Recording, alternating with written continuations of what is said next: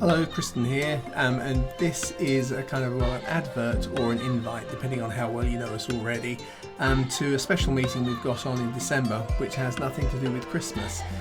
So on December the 10th, we are having a Sunday morning service. We're theming it out of Africa, because actually there's a good portion of the King's Church community were born on the continent. So we're giving over the meeting to both highlighting the story of the gospel going into Africa, plus some of the current activities that they're engaged in by some of our members.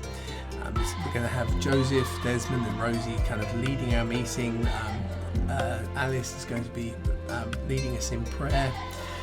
And then after, we're quite a lot of the South Africans in particular are going to be providing food, which of course will be built around the barbecue. Unbelievable to have a barbecue in December, but those are the miracles of modern technology.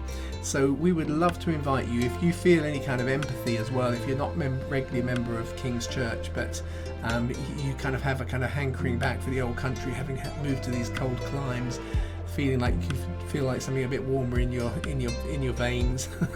You can come and get some of the sights, sounds and flavours of that incredible continent that's there right the way through Scripture. It's part of God's story. It's one of the early church kind of key centres.